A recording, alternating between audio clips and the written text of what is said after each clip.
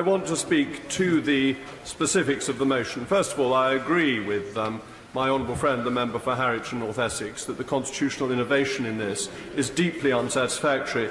And as the honourable gentleman, the member for Carshalton and Wallington, rightly said, it is an indication that the House no longer has confidence in Her Majesty's government. The whole point of the government having control of the timetable is that that is an expression of confidence. I'm even quite sympathetic to the point made by the honourable gentleman, the member for the Rhondda.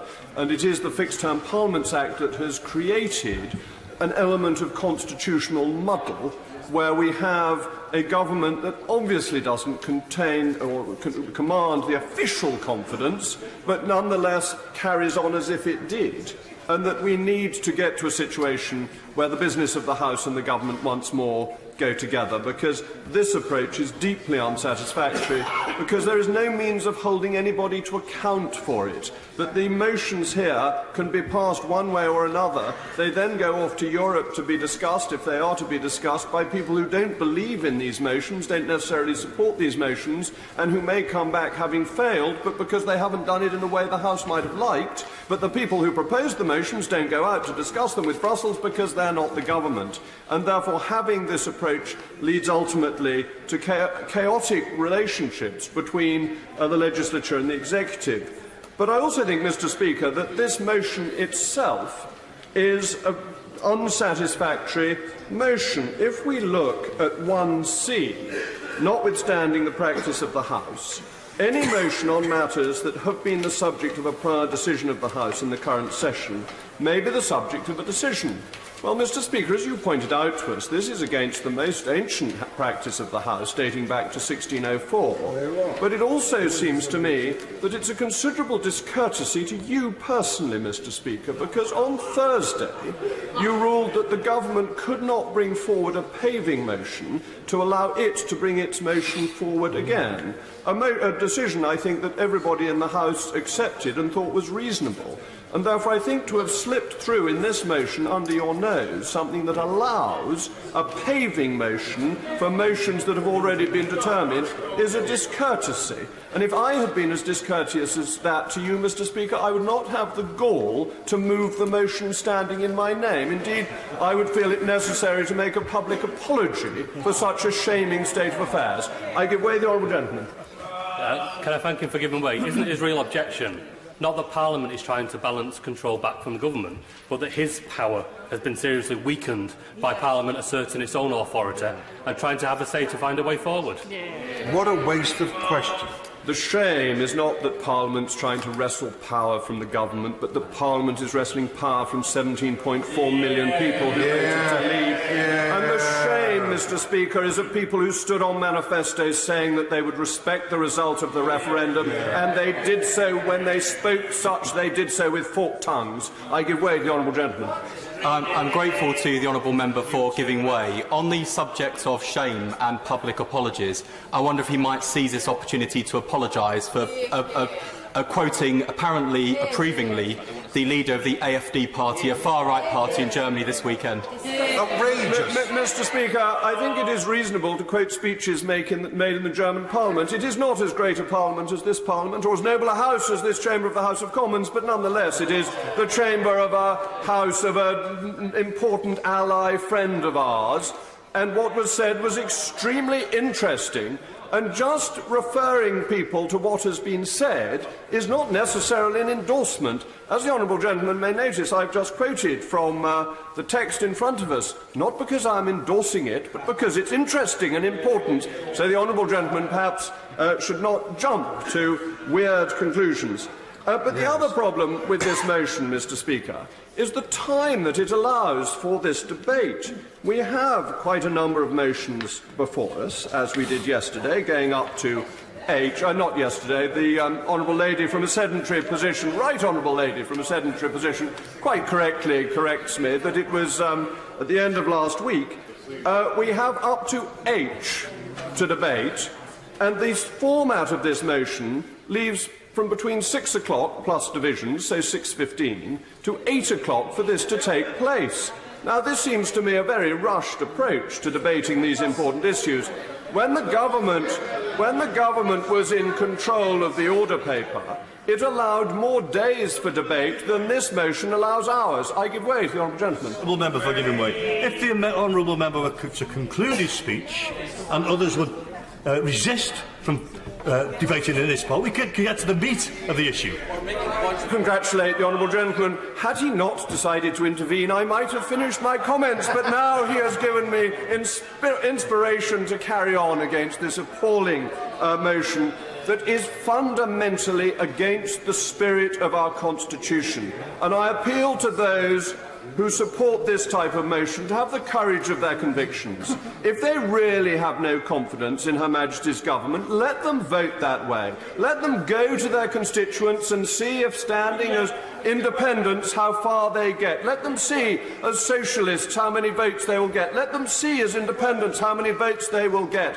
They lack the courage of their convictions, and therefore they try and undermine the Constitution by subterfuge. I give way to the honourable gentleman. On the matter of the courage of our convictions, just a few months ago, the honourable member voted that he had no confidence in the Prime Minister as the leader of his party, and then subsequently voted that he had confidence in someone he had no confidence in to lead his party, to lead the country. What kind of courage of convictions is that?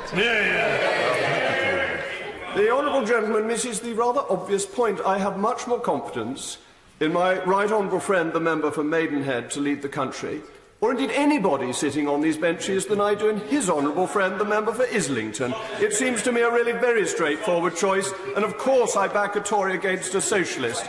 Of course I'll give way to the right honourable lady. There is an interesting point the honourable gentleman raises about, the honourable gentleman talked about courage of convictions.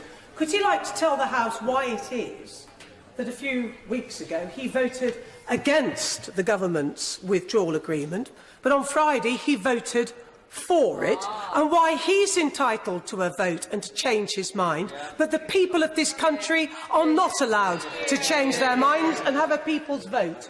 I'm deeply grateful to the right honourable lady for intervening. It is much appreciated because it allows me to point out to her that the right honourable lady, the foremost campaigner for a second referendum, the right honourable lady who favours votes at every opportunity, except when, having stood as a Conservative, she does not offer herself to her constituents, to them to decide whether they wish to have somebody who has turned their coat as their member of Parliament. So I think that, would these...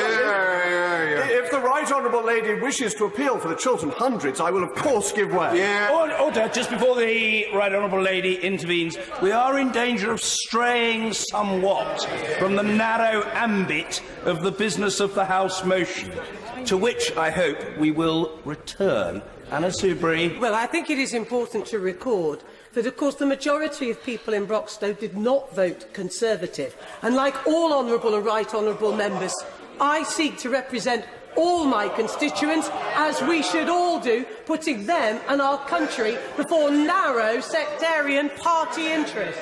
Esther, let them decide. Mr. Speaker, what was it that the late Earl of Beaconsfield said of Mr. Gladstone? A prolix rhetorician inebriated by the exuberance of his own verbosity. I would not dream of saying such a thing about the right honourable lady. Let me return to the motion in hand, which is discourteous to you, Mr. Speaker, does not allow sufficient time for debate. I won't give way again, because others, with my apologies, is discourteous to you, limits time for debate, and is fundamentally against the Constitution. Thank you very well, and then I'll call Kate Hoey next.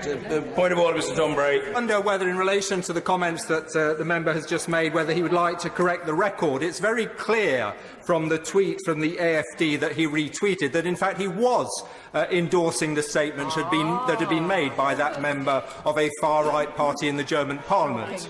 The answer to that is that every member is responsible for the truth of what he or she says in the chamber. If a member feels that he or she has inadvertently erred, it is incumbent upon the member to correct the record. The honourable gentleman will have heard what the right honourable gentleman for Carshalton and Wallington has said, and will make his own judgment as to its merit.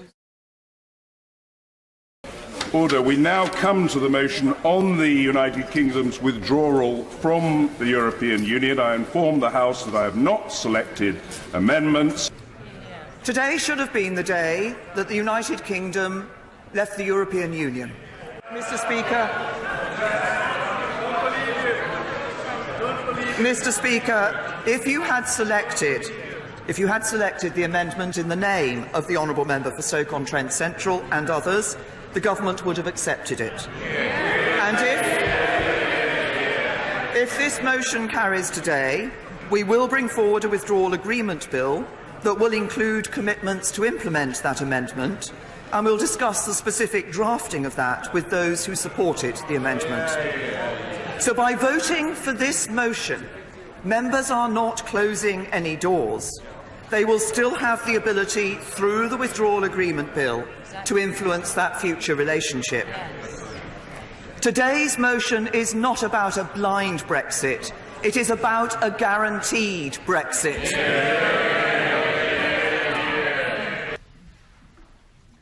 The ayes to the right, 286. The noes to the left, 344.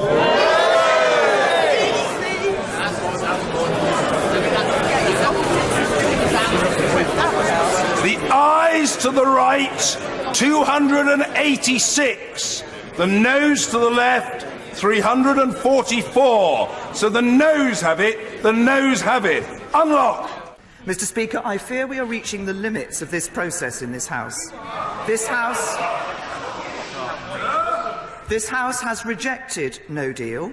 It has rejected no Brexit. On Wednesday, it rejected all the variations of the deal on the table. And today, it has rejected approving the withdrawal agreement alone and continuing a process on the future. This government will continue to press the case for the orderly Brexit that the result of the referendum demands.